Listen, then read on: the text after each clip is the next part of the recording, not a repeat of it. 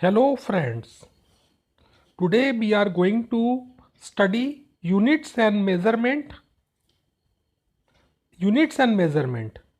We are doing measurements in everyday life, whether it is measurement of mass at vegetable hawker or fruit hawker. We are going to measure the volume whenever we are going to buy the milk from the milkman. We are going to measure the time when we are measuring the time elapsed in completion of sprint race in a sporting event, and we are going to measure the current by using the ammeter. When our temperature is running high, we are going to measure the temperature by using a device called thermometer. Similarly, we are going to measure the length whenever we are going to a tailor for getting our clothes stitched. So whenever we are going to perform an experiment in physics, we are going to measure something. Without measurement, an experiment can't be performed. So what type of measurement we are doing? We are going to measure the physical quantity. So question arises, what do you mean by a physical quantity? Physical quantity is something that can be measured and described by a number. For example, mass is a physical quantity, length is a physical quantity, area is a physical quantity, and temperature as well is a physical quantity. So we are going to divide physical quantities into two broad classification. One is fundamental quantities and others are derived quantities. So fundamental quantities are the quantities which do not depend on any other physical quantities for their measurement. For example, mass, length, time and temperature. These are all fundamental quantities. Then comes derived quantities. Derived quantities are the quantities which depend on one or more fundamental quantities for their measurement. For example, area. For example, speed, volume and force. These all are derived quantities. Let's take an example of force. Force is defined as the product of mass and acceleration. So an acceleration is further depending on distance traveled and time taken. So force as a whole is depending upon mass, length and time. So it is a derived quantity. It is not a fundamental quantity. It is a derived quantity. So when we are talking about the units are the standards used for measurement of a physical quantity. Like we are talking about length, we are going to measure the length in terms of meter, foot and inches. We are going to measure the mass in terms of kilograms and pounds. We are going to measure the time in terms of second, minute and hour. And we are going to measure the temperature in Fahrenheit and Kelvin. So whenever we are choosing a unit, we need to keep these important properties or characteristics of the units in our background. What are the characteristics? A unit has to be well defined. The unit has to be of suitable size. The unit must be reproducible. The unit must be invariable. The unit must be indestructible and the unit must be internationally acceptable. These are the characteristics of a unit. So whenever we are talking about the standard, different systems of units, so we are basically going to study three systems. One is CGS, other is MKS and third one is FPS. So first let us talk about CGS system of unit. CGS system of unit is based on centimeter, gram and second as the fundamental units of length, mass and time. So this system was first introduced in France and it is also known as Gaussian system of unit. Then comes MKS system of unit. MKS system of unit relies on meter, kilogram and second for the fundamental unit of length, mass and time. So this system, like CGS system, was also introduced in France, and it is also known as French system of unit. Third system is FPS system, that is foot, pound, second. So foot, pound, second relies on foot as the fundamental unit of length, pound as the fundamental unit of mass and second as the fundamental unit of time. So this unit system was introduced in Britain. This is also known as British system of units. Now we move on to International System of Units. In 1971, General Conference on Weight and Measurement held its meeting and decided a system of unit for international uses. This system is called International System of Units and its abbreviation is SI, that is Sistema International. So that is its French name.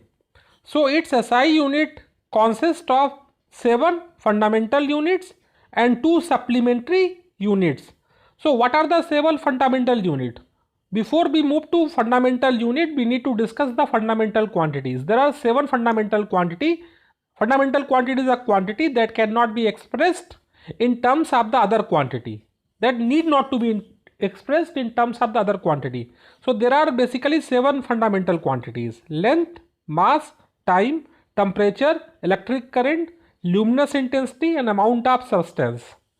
So the SI unit for length is meter, mass is kilogram, time is second, temperature is Kelvin, electric current is ampere, luminous intensity is candela and amount of substance is mole, and their symbol are also given herewith. So now whenever we are talking about length, so its SI unit is meter. So there must be some standard definition of the meter. It is one of the characteristics of a unit that I already told. It should be universally acceptable. So when it comes to meter, so meter is the length of a path traveled by light in a vacuum during a time period of 1 by 299792,458 of a second. That is nothing but speed of light in vacuum. So path traveled by light in vacuum during a time period of 1 by 299792,458 of a second is 1 meter. Okay. So then comes kilogram. So kilogram is the SI unit of mass. So what do you mean by a kilogram? Kilogram is the mass of a prototype cylinder of platinum iridium alloy preserved at the International Bureau of Weights and Measures at Sèvres near Paris. So this is the prototype cylinder of platinum iridium alloy. It is kept in Paris at a place called Sèvres. Then comes second. Second is the SI unit of time. So one thing is to be noted down, that in MKS system, CGS system and FPS system, the unit of measurement of time is second. Same thing continues in SI system. Okay, in SI unit of time is second. So what do you mean by 1 second? 1 second is the time taken by 9192631,770 oscillations of the light emitted by cesium 133 atoms. So these were the 7 fundamental units. Now we are going to study 2 supplementary units. So one supplementary unit is radian, another supplementary unit is steradian. Radian is used to measure plane angles and steradian is used to measure solid angle. So there are some cautions to be kept in mind before writing SI units. In other words, these are some rules. So whenever first rule is that whenever we are going to write the full name of the unit, we need to start it with the small letter, even if the unit is named after a person. Like Newton is a scientist, Sir Isaac Newton. In his honor, the SI unit Newton is given to force. SI unit of force is Newton. So whenever we are going to mention Newton, we will write it with small letter. Same thing applies to ampere and coulombs. Coulomb is the SI unit of electric charge and ampere is the SI unit of electric current. So it will always start with small letter.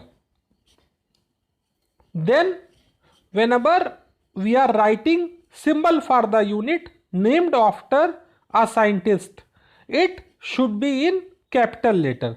Like whenever we are writing Newtons, like Newton is the unit of force, so we will, in the short, we will write capital N in place of Newton.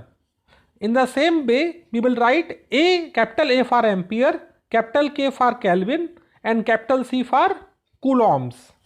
So we will never write small letter, we will write capital letter. We will write the name of the scientist with small letter whenever they are used as a unit.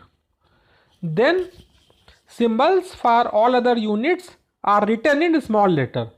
Okay, we will write small m for meter, small k followed by small g for kilogram, small s for second and cd for candela. We will write other symbols for the other unit in small letter.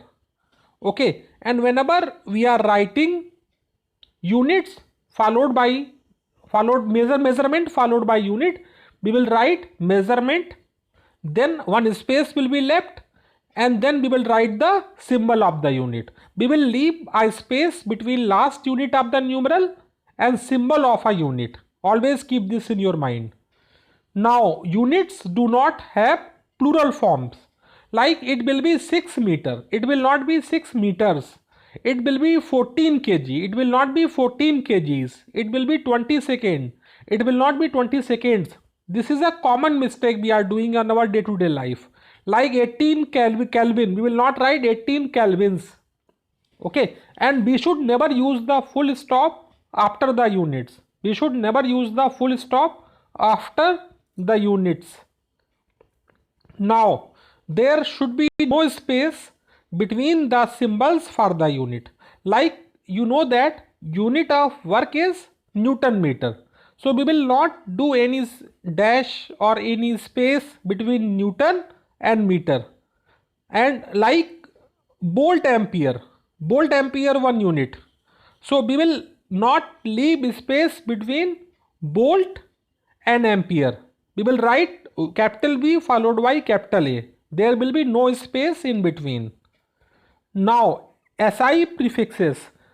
Sometimes we need to measure very big quantities, macro quantities, and sometimes we need to measure very small quantities, micro quantities. So we will use the prefixes. Like for measuring the macro quantities, we will use deca, hecto, kilo, mega, giga, tera, peta, exa, zeta and iota. Okay, and there will be a multiplying factor associated with them. Like we are telling kilogram, so we are multiplying by 10 to power 3. Kilogram or 10 to power 3.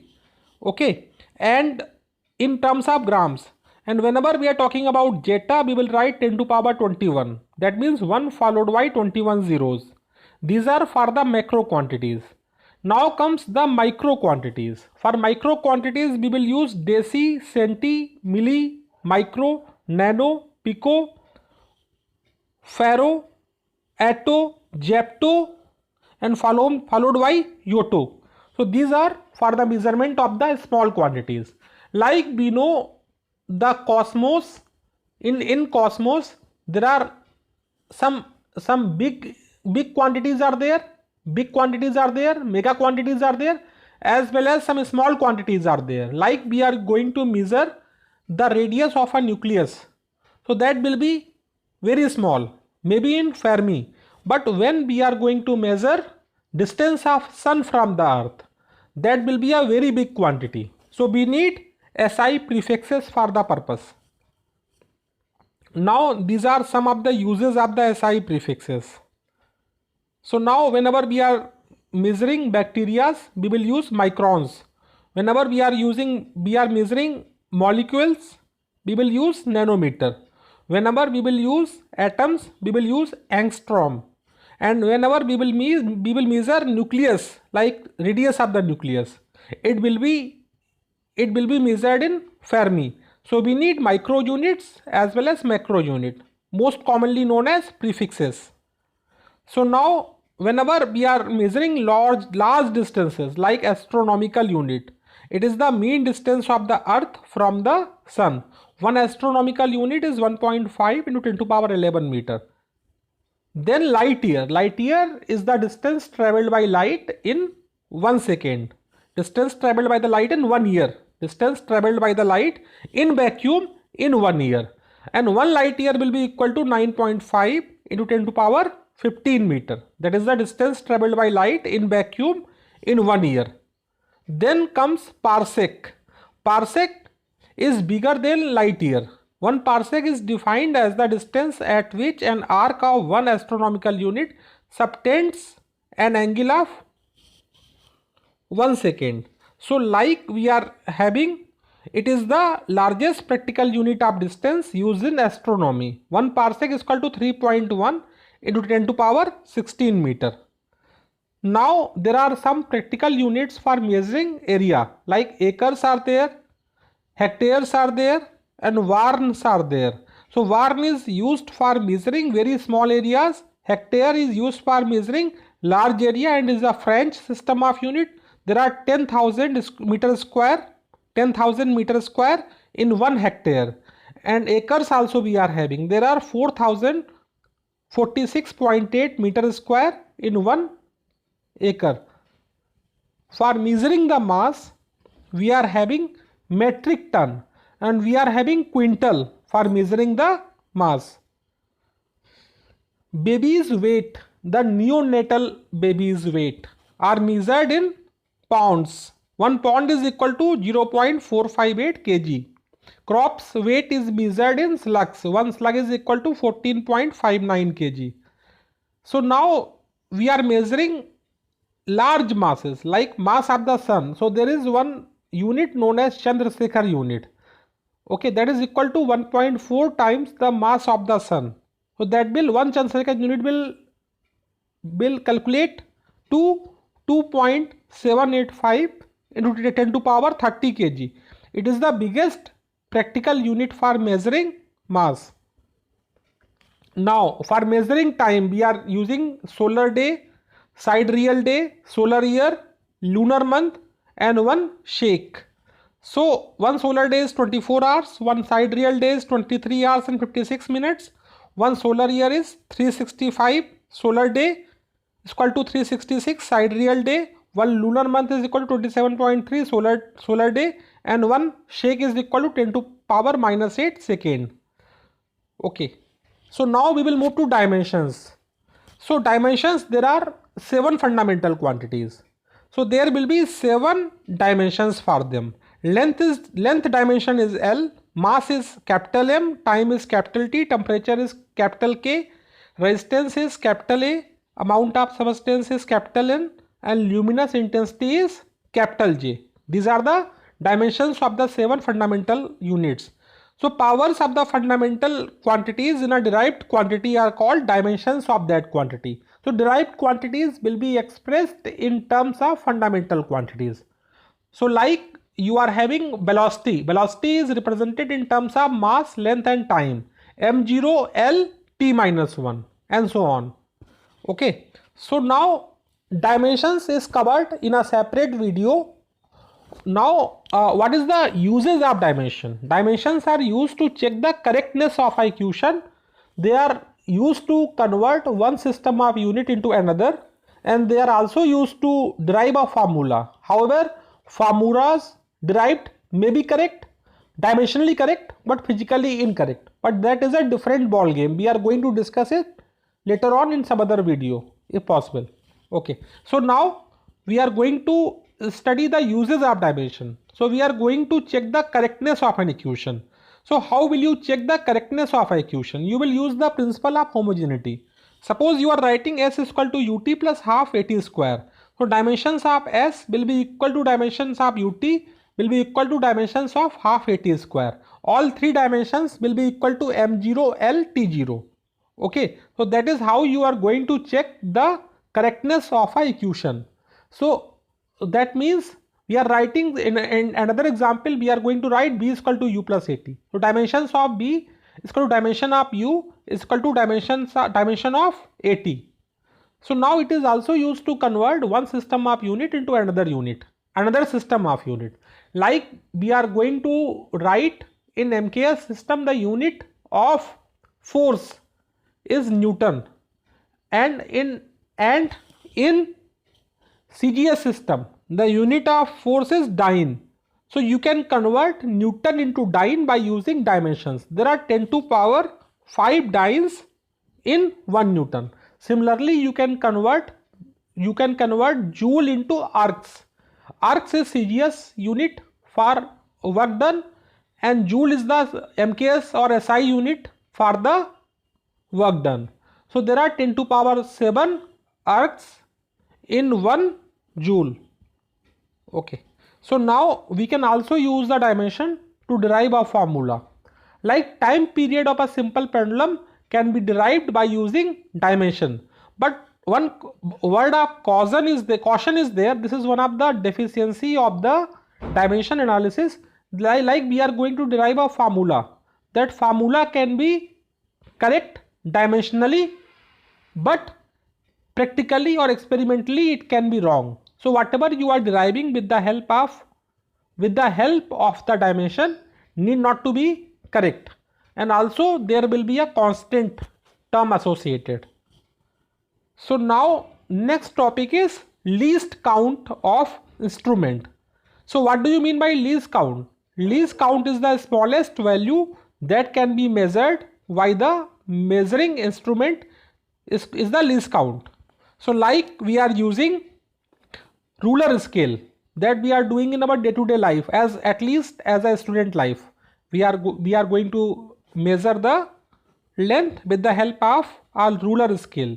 So least count for the ruler scale is 1 mm, means you cannot measure distance less than 1 mm correctly, or at least whatever marking is there on the scale, that is for a minimum of 1 mm. If the length is less than 1 mm, it cannot be measured with that much precision. In the same manner, there is a device called vernier caliper. Vernier caliper least count is 0.1 mm. Okay, least count for vernier caliper is 0.1 mm. For the screw gauge, least count is 0.01 mm. And for the spirometer is used to measure the radius of curvature of a lens or mirror. So least count for the spirometer is 0.001 mm. In the same way, the weighing machine is having the least count 1 kg, and electronic valence is having the least count 1 gram. Wrist watch is having the least count 1 second, and the stopwatch is going to calculate the time up to 1 by 100 of a second, or 10 to power minus 2, or 0.01 second. Okay, so how will you tell whether a measurement is accurate or not? Means it should be close to the actual value. The measurement should be close to the actual value. The true value of mass is 25.67. The mass measured by student A is 25.61. The mass measured by student B is 25.65. So we can say 25.61, 25.65. 25.65 is more closer to 25.67 than 25.61. So the measurement made by student B is more accurate. Now, the precision of the measurement. It means the limit to which a physical quantity is measured. Like time measured by student A is 3.6 second, time measured by student B is 3.69 second, and time measured by student C is 3.695 second. So measurement made by student C is most accurate. Why? The significant digit concept we are going to touch in the subsequent slides. But now we know the more the number of significant figures, more accurate is the measurement. So the total number of digits, reliable digits plus last uncertain digits, which are directly obtained from a particular measurement, are called significant figures. Like mass 6.11 gram, there are three significant figures. There are some rules involved in chalking out the significant figure that will be covered in the subsequent slide. Till then, please have patience and bear. So speed is 67 km per hour. It is having two significant figures. Now time 12.76 seconds. It is having four significant figure. Length 1.8 centimeter. It is having two significant figure. So we are going to discuss the rule for determining the significant figure. So all non-zero digits are significant. Like 16 is having two significant figure. 35.6 is having three significant figure. And 6438 is having four significant figure. Means all non-zero digits are significant. And regarding the zero digit, there are different rules depending upon the place and the situation. How will you use zero as a significant or non-significant figure? So zeros between non-zero digits are significant. Like we are using 205.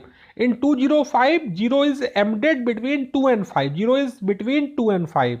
So it will be a significant figure in this case. In 3008, two zeros are between 3 and 8. So it will have four significant figure, or in other words, 0 will be counted as significant figure. In 60.005, zeros, three zeros are there between 6 and 5. So it will have five significant figure. Now rule number 3.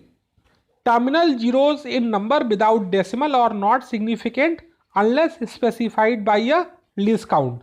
Like we are writing 400. So two zeros are terminal zero in a number without decimal. There is no decimal. So we will ignore two zeros while counting the significant figure. Like we are writing 3050. 1 0 is the terminal zero. So we will tell that number of significant figures are 3 or 20 plus minus 1. So number of significant figures will be 2. So rule number 4. Terminal zeros that are also to the right of a decimal point in a number are significant. Like we are writing 64.00. So two zeros are there to the right of decimal place. So these two zeros will be counted as significant. Like 64.00. 64.00 will have four significant digit. In the same way, 3.60 will have two significant digit, and 25.060 will have five significant digit. Now rule number 5. If the number is less than 1, all zeros before the first non-zero digits are not significant. That means zeros before the first non-zero digits are not significant in case the number is less than 1. Keep it in mind. If the number is less than 1, all zeros before the first non-zero digits are not significant. That means 0.0064. So you are having number less than 1, and zeros before the first non-zero digits are two zeros. There are two zeros before the first non-zero digit, that is 6. So it will have only two significant figure. In the same manner, on a similar note, 0.0850 will have three significant figure, and so on. So now we will have the rules for counting significant figure. Rule number 6. During conversion of unit, use power of 10 to avoid confusion. So 2.700 will have four significant figure. 2.700 into 10 to power 2 will also have four significant figure, and 2.700 to 10 to power minus 3 will also have four significant figures. Okay, so exact numbers are either defined numbers or the result of a count. So by definition, 1 dozen is 12 objects, 1 hour is 60 minutes, and 1 inch is 2.54 centimeter. And by counting, there are 45 students in the class, there are 5 apples on a tree, and there are 6 faces of a cube. So they can be either by definition or by counting. Both will be exact number. So now, rules for rounding off a measurement. If the digit to be dropped is less than 5, then the preceding digit is left unchanged. Okay, so like we are having 64.62, we need to round off to 6 digit. Okay, so now digit is 2, fourth digit is 2, it is less than 5. So we will simply write 64.6. If it is 5, then we need to apply other rules, but in this case, in all the three cases, the digit is, the fourth digit is less than 5. So simply we will drop the digit and we will leave the previous digit unchanged. Now if the digit to be dropped is more than 5, okay, like we are having 3.479, so fourth digit is 9, it is more than 5. So we will drop the digit and we will increase the third digit by 1, like 3.479. So rounded up to 3 digit is 3.48. In the same manner, 93.46 will be 93.5 and 683.7 will be equal to 684. Now real confusion comes when digit to be dropped is 5. Then we need to see the preceding digit. Okay, if preceding digit to be dropped is 5 followed by a digit to be dropped is 5 followed by the digit other than 0, then the preceding digit is raised by 1, like we are having 62.354. okay, so in this case we will write 62.4. why it is preceded by a digit other than 0? The 5 is followed by 4. So in front of 5 there is 4, that is non-zero digit. So we will simply draw 5 and remove, we will increase the preceding digit by 1. So now if the number to be dropped is 5 and it is followed by 0 or nothing, then the preceding digit, last remaining digit, will be increased by 1 if it is odd or left as it is if it is even. Like we are having 53.350. The digit to be dropped is 5. So this rule will come. It is followed by 0. It is followed by 0. So then we will see the preceding digit. Preceding digit is 3. 53.3. Third digit is 3. So we will see 3 is followed by 5. But 3 is an odd number. So when we will draw 5, we will increment 3 by 1. It will become 53.4. On the same line, 9.9455. So 4 digit is 5. It is followed by nothing, not even 0. So if it is followed by 0 or nothing, then we will see the preceding digit. Third digit is 5, which is the odd digit. So the odd digit will be increased by 1. Why it will be increased by 1? It is an odd digit. Okay. Third is 782.5. In this case, the third digit is 2, which is a even digit. So we will not change it. We will write 782. These are the rules. Now significant figures in calculation. Addition and subtraction. The final result will round to the some decimal place as the least precise number. Like we are adding 13.2 plus 34.654 plus 59.53. So we will get some result which has to be round off to 3 significant digit. Why? The least precise number is 13.2. So result need to be round off to the number of significant digits in least precise number. Same thing applies to subtraction. Subtraction also you will apply the same thing. Now multiplication and division. Multiplication and division, the final result will round to the same number of significant digit as the least accurate number. For example, 1.5 into 3.67 into 2.986 will be equal to 16.4379, which will be round off to 2 significant digit. Why? 1.5 is having 2 significant digit. 1.5 is the least accurate number. So the result will be round off to 2 significant digit. Same example is given for division also. So now we are talking about errors in measurement. Errors is the difference between the actual value and measured value. So now there are 3 types of errors: systematic errors, gross error and random error. Systematic errors are due to flaws in the experimental system. The system involves observer, measuring instrument and the environment. These errors are eliminated by detecting the source of the error. Now systematic error can be further classified into personal errors, instrumental errors and environmental errors.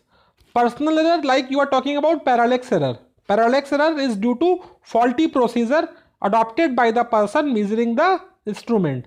Okay, parallax error is arising due to whenever you are seeing a scale from different angle, you will see the different readings. That is parallax error. It is a type of personal error and which is a sub part of systematic error. Now comes instrumental error. Like positive zero and negative zero errors are there. These are due to faulty construction of instrument, zero error. Third is environmental error. Environmental error is caused by external conditions like pressure, temperature, magnetic field, wind, etc. Okay, so how will you reduce the environmental error? Try to maintain the temperature and humidity of the laboratory constant by making some arrangement. Okay, ensure that there should not be any external magnetic or electric field around the instrument. So these are some advanced experimental setup that are used to eliminate environmental error and other controllable error. But there is some class of other error that cannot be controlled. Source is unknown. That is random error. We will discuss it in next experiment. Okay, we need to be extremely careful while making an observation or taking down some measurement, and we need to be aware of the various sources of the error wherever possible. Okay, so random errors are the errors due to unknown causes and sometimes termed as chance errors. Due to unknown causes, they cannot be eliminated. They can only be reduced and the error can be estimated by using some statistical operation. So we are going to talk about the error analysis. Like you are measuring the oscillation period of a simple pendulum with the help of stopwatch. So stopwatch is going to measure different values. Like you are having 5 trials. You are conducting the experiment. You know, it is not practically possible to copy the identical conditions in which experiment was performed. So there will be some sort of variation, maybe in temperature, pressure, wind, speed, etc. So in different trials you will get different values of the oscillation period. Like you are doing 5 trials for calculating the oscillation period of a pendulum and you are getting 5 reading. So you will take the average. Average is the most probable value for the time period, and more the number of observation, better the average. Like you are getting 18.2 as the oscillation period. 18.2 by 5 is equal to 3.6 as the oscillation period. Average is always good. Most of the cases average is good. Depends upon the context. Like in math you will study mean, median, mode. All three are the measures of central tendency. Okay. So all are having their advantages and drawback. So mean value we are measuring. So mean gives most probable value for time period. Now absolute error. What do you mean by absolute error? Absolute error is the difference between the mean value and each individual value. Like you are having different individual reading and different errors. So you can calculate the mean absolute error, which comes down to 0.1 by using formula 1yn sigma xi x minus xi. So reporting of the error. So how you are going to report the error? Result is equal to best estimate plus minus error. So that's how you are going to report result along with best estimate and error. So relative error is ratio of mean absolute error to mean value. So relative error multiplied by 100 is called as percentage error. Now least count error is the error associated with resolution of the instrument. Like the least count error of any instrument is equal to its resolution. Thus the length of the pen is likely to be between 4.7 plus minus 0.1 centimeter. Okay, so now this is very important topic for the examination point of purpose, combination of error or propagation of error. So whenever we are going to apply some mathematical operation between physical quantities. So how the error is going to propagate? Error is going to propagate in different ways, like z is equal to a plus b. Then how the error is going to propagate, or z is equal to a minus b. So in both the cases, the maximum possible error in z will be equal to maximum possible error in a plus maximum possible error in b. That's how propagation of error happens. When it is product or division, the approach remains unchanged, like z is equal to a into b. So maximum possible error in z is equal to maximum possible error in a plus maximum possible error in b, and same thing for division also. Okay, so z is equal to a into b, where a and b are physical quantity and z is defined by multiplication of these two. Okay, so when a quantity is raised to a power, like z is equal to b to power n, so then maximum possible error in z will be equal to n times the maximum possible error in b. So this is the error propagation in case of physical quantity raised to a power. So you need to remember this result, and as well as you have to derive this result, how they came. So now we will take an example, like we are knowing that kinetic energy is equal to half mv square. So change in kinetic energy delta k by k, this is the relative change in the kinetic energy, will be equal to relative change in the mass plus 2 times relative change in the velocity. So if we know the relative change in the mass is 2% and relative change in velocity is 1%. So percentage change in the kinetic energy will be equal to 2 plus 2 into 3 is equal to 8% by using the formula. Okay, so now this we have already covered. Estimation is a rough calculation to find an approximate value of something that is useful for some purpose. Estimation is very important. Like we need to estimate the number of flats in Dubai city, or we need to estimate the volume of the water stored in a dam. We can only estimate. Okay. An approximate value of something expressed in a power of 10 is known as order of magnitude. To get an approximate idea of the number, one may round the coefficient to 1 if it is less than or equal to 5, and 10 if it is less than 5. So mass of electron is of the order 10 to power minus 30 kg, and mass of observable universe is 10 to power 53 kg. Thank you.